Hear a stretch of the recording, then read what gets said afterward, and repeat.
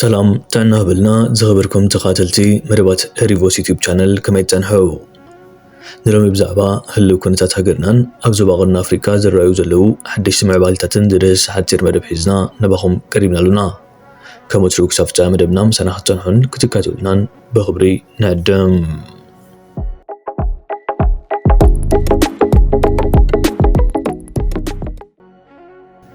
ኣብዚ ሰዓት ቀዳማይ ሚኒስትር ኢትዮጵያ ዶክተር አብይ አሕመድ ዝሃቦ መደረ ዳግማይ ተቃውሞ ልዕሊ ይርከብ።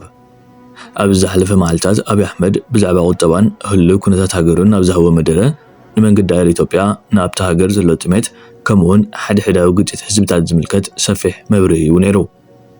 ኣብቲ ዘለዓሉ ነጥብታት ድማ ኩናት ኢራን እስራኤልን ኣሜሪካን ድሕሪ ምልዓሉ ብዙሓት መንገዲ ኣየራት ስራሕ ደው ከም ዘበላ መንገዲ ኣየር ኢትዮጵያ ግን ናብ ብዙሓት ሃገራት ይበርር ምንባሩ ብምጥቃስ ነዳዲ ተሳኢኑ ሪጋ ተሰሪዕና ምባል ጥራይ ዘይኮነ ንመንግስቲ በዚ መዳይ ብዝሰርሖን ዘርአዮ ተዓፃፍነትን ክናድ ኣለዎ ኢሉ።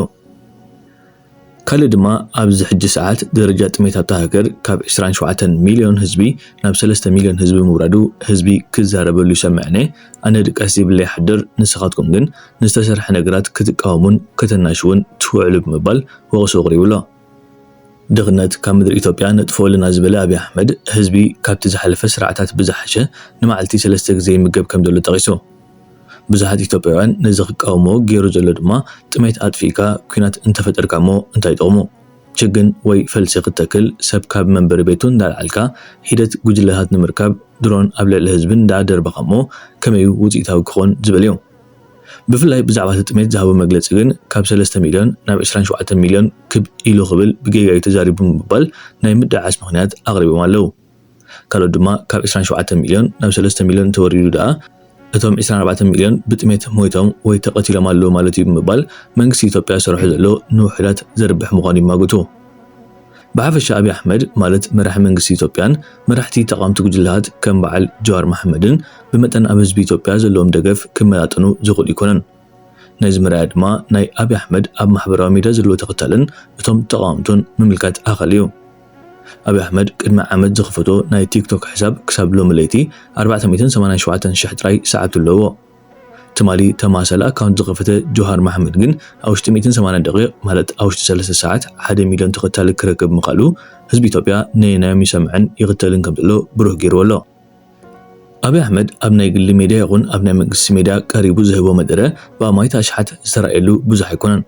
እዞም ነቲ መንግስቲ ዝቃወሙ ግን ኣብ ዩቲዩብ ይኹን ኣብ ቴሌቪዥን ብሚልዮናት ክረኣየሎም ምኻሉ ዝነግረና ሓደ ነገር ኣሎ። ንሱ ድማ መንግስቲ አብይ አሕመድ ብኩሉ ኢትዮጵያዊ ማዕረ ክንደይ ተፈንፊኑ ከም ዘሎ እዩ። ብፍላይ ኣመራፂ ጸጥታ ኢትዮጵያ መንግስቲ ዝፈጠሮ ይኹን እቲ ዝጸንሐ ዓሌታዊ ግጭት ዘመንጨዎ ቁፅሪ ቅትለት ኣብታ ሃገር ሰማይ ዓሪጉ ይርከብ። ብዘይ ምኽንያት ጋብ ዝጠፍእ ቁፅሪ ህዝቢ ዘተሓስቦም ጉጅለታት እውን ኣብይ ብዘይካ ብገበናት ኩናት በተቐዳማይ ሓላፍነት መንግስቲ ዝኾነ ድሕነትን ጸጥታን ዜጋታት ምኽባር ክሕተት ከም ዝግባእ ይከራኽሩ። ጥቕልል ክብል እቲ ሓሳብ አብይ አሕመድ ምትላል ዝመልኦ መደረውን ስታሊን ብከምዚ መልክዕ ተንቲንዎ ኣሎ። ንካተሎ ክምለስ ኢና። ዛሬ ትላንት የወጣው ዶክመንት ላይ አብሬ አሳያችኋለሁ። ወገኖቼ ልነግራችሁ የምፈልገው ነገር ኢትዮጵያ ከምታስቡትና ከማስበው በላይ እየተገነባች ነው። ከምታስቡትና ከማስበው በላይ ተስፈኞች ስንሆን መልካም ነገር ማየት ስንጀምር የተነሱ ጥያቄዎች እዛ ውስጥ ምላሽ ያገኙ። ለምሳሌ ዓለም ላይ ነዳጅ ችግር አጋጥሟል። ሉፍታንዛ በረራ ቀንሷል። አንዳንድ አውሮፓ ሀገራት 15 ቀን 20 ቀን ከቀጠለ ሙሉ በሙሉ ፍላይት እናቆማለን ብለዋል። የእናንተ አየር መንገድ እንዴት ነው መብረር የቻለው? ይሄን ጠይቅ ኢትዮጵያ አልሰማም። እኔ እንቅልፍ የለኝም፣ እናንተ ግን ስትጠይቁ አልሰማም። ተሰለፍን ብቻ ነው የምትሉት። ተሰለፋችሁ እንጂ መኪና ኢትዮጵያ ውስጥ አልቆመም። ዛሬ እንቅስቃሴ አለ። እንዴት ሆነ ይሄ ነገር? 100% ተጨማሪ የነዳጅ ኮስት የኢትዮጵያ መንግስት ሰብሲዳይዝ ያዘጋል። ላለፉት 1-2 ወር ገደማ 20 ቢሊዮን በወር። ያ ቢቀር ኖሮ ቅድም የተነሳው ጥያቄ ግማሹ ሊመለስ ይችላል።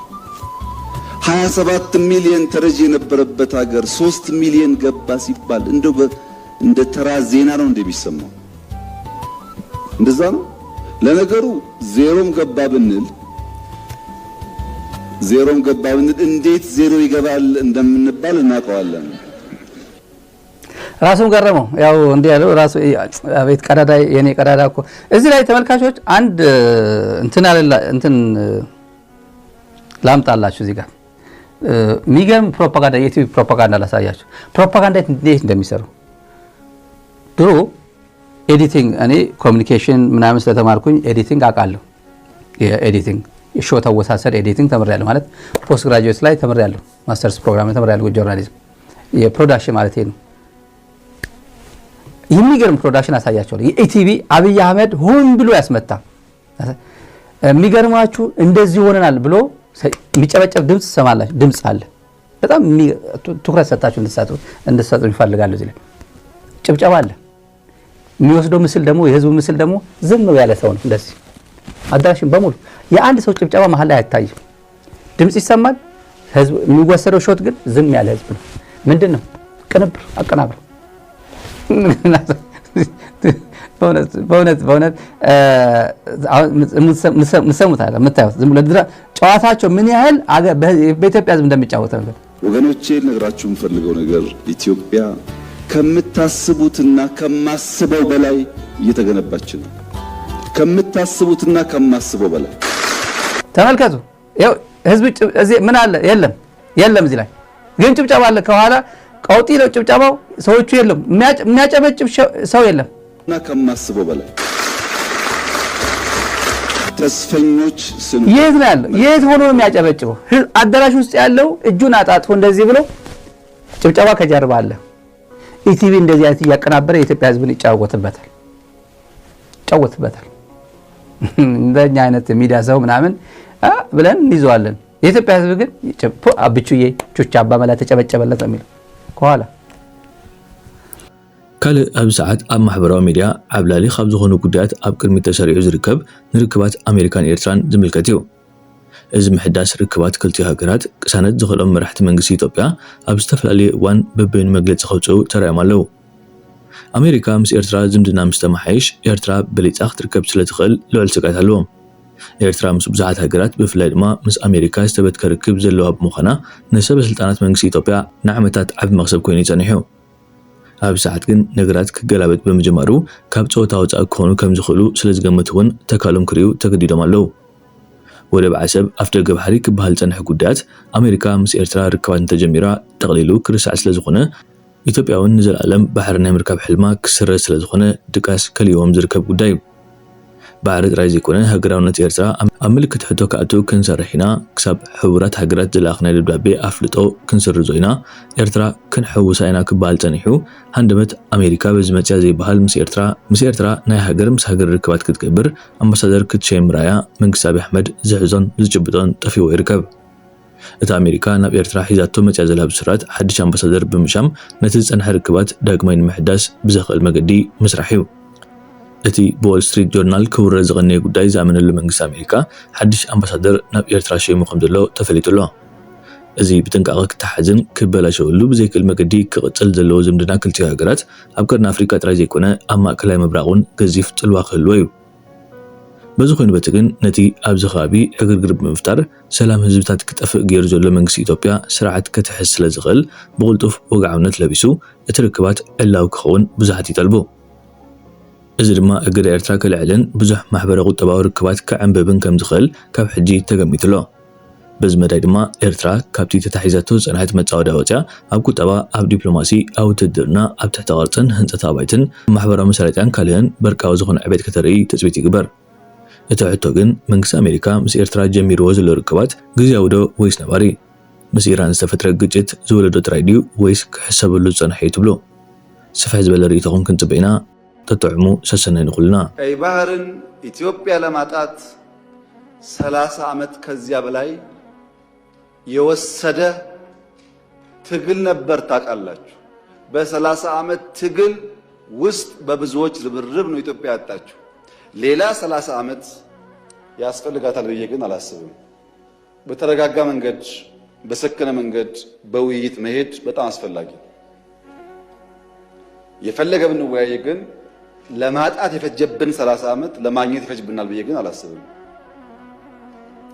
ጊዜው ግን በቂ ስለሆነ በተረጋጋ መንገድ ማየት ያስፈልጋል መጀመሪያ ኢትዮጵያን የቀይ ባህር አክሰስ ያሳጣው ውሳኔ ማን ወሰነው? ካቢኔው ይሆናል ብለን የካቢኔውን ዶክመንት ብናገላብጥ የለም፣ ካቢኔው አያውቀውም። አይ የለም ምክር ቤት ይሆናል የወሰነው ብለን ብንወስን ምክር ቤቱም አልነበረ፣ ምክር ቤት አያውቀውም ውሳኔው። የለም የኢትዮጵያ ሕዝብ በሪፈረንደም ወስኖ እንዳይሆን እንዳይባል ነበርን እኛም ያኔ። የኢትዮጵያ ሕዝብ ያልወሰነው ተወካዮቹ ያላዩት ቢያንስ ካስፈጻሚ ካቢኔ ያላየው ውሳኔ ማን ወሰነው? አንድ ገጽ ወረቀት ማግኘት አልቻልንም። እንዴት እንዳጣ ነው የሚያስረዳ። በህጋዊና ንግግር ሊፈታ ይችላል ነው። ለብዙ ሀገራት በተናጠል ተናገር ያለው ምክር ቤት መስማት ከፈለገ ግን ለአሜሪካ፣ ለቻይና፣ ለራሻ፣ ለአውሮፓ፣ ለአፍሪካ አሁን በተከበረው ምክር ቤት መግለጽ የፈለገው ነገር የኢትዮጵያ የቀይ ባህር አክሰስ ጉዳይ አይቀሬ ስለሆነ የቀይ ባህር ጉዳይ ነው። የቀይ ባህር ጉዳይ ሰዎች አሁን ሰሞኑ የተነሳ ጉዳይ አድርገው ያነሳሉ። ትውልድ ላይ ግን ያው ራሱን የቻለ በዝርዝር የተቀመጠ ሀሳብ ነው። አስፈላጊነቱም ከቀይ ባህር ተሻግሮ ያሉ ወንድምና እህቶቻችን ጋር ስለሚኖረው ዝምድናም እንደዚሁ በዝርዝር ያነሳል። የባህር በር ማጣታችን ያሳደረው ጫና ምን ያህል ነው? ለምንድን ነው የሆርሙዝ ስትሪፕን ማስከፈት የዓለም አጀንዳ የሆነው? ከኛ በላይ ለማን አጀንዳ የሆነው? ኢትዮጵያ የባህር በር ባለቤት ካልሆነች ሰፈሩ አይለወጥም፣ ሰፈሩ ሰላም አያገኝም፣ የዓለም ንግድም ይስተጓጓል። ኢትዮጵያ 3 ነገሮች ያስፈልጋታል። አንደኛ ሰላም፣ ሁለተኛ ልማት፣ ሶስተኛ የባህር በር። 30 ዓመት ተኝተናል። አሁን ነቅተናል። ጥያቄያችንን እንቀጥላለን። ሰላምም ልማትም ባህር በርም እናሳካለን። ባንዳነት አይኑን በጨው ታጥቦ አደባባይ ይወጣና ባህር በር እንዳናገኝ ልማት እንዳይመጣ ለማድረግ እየሰራብን ካለው ጠላት ጋር ወግነው ኢትዮጵያን የማፈራረስ ተልዕኮ ተቀብለው እየሰሩ ያሉ የዘመኑ ባንዳዎች አሉ። እንኳን አሰብ ቀጥተው እነሱም ህጋዊ በሆነ መንገድ አይደለም የሄዱት። ስለዚህ የሚያስቡ ከሆነ አሰብን በጋራ ጥቅም ለጋራ ጥቅም ማዋል ነው። ለጋራ ጥቅም ካልዋልክ ደግሞ እሱ አይቀርም። ስለዚህ አሰብን አስቀራለሁ ብለት ይጠፋል። ምክንያቱም በውጊያ እንሄድም፣ ሰላማዊ በሆነ መንገድ እንሄዳለን። ከዚህ የተነሳ አሁን ጉዳዩ ኢትዮጵያን በማመስ ኤርትራ በሰላም ትኖራለች የሚል ፖሊሲ ነው ያላቸው። ይሄ የሞኞች ፖሊሲ። አንተ የሰው ቤት እየበጠበጥክ አንተ በሰላም አትኖርም። ሰውን ሰላም አሳጥተ አንተ ሰላም ልትኖር አትችልም። ስለዚህ መስታወት ቤት ውስጥ ቆመ ሌላ ሰው ላይ ድንጋይ መወርወር ምን ሊያመጣ እንደሚችል ይታወቃልና ሰው የኢትዮጵያ የባህር በር ማግኘት ጉዳይ ምንም ጥርጥር የለውም። እሱ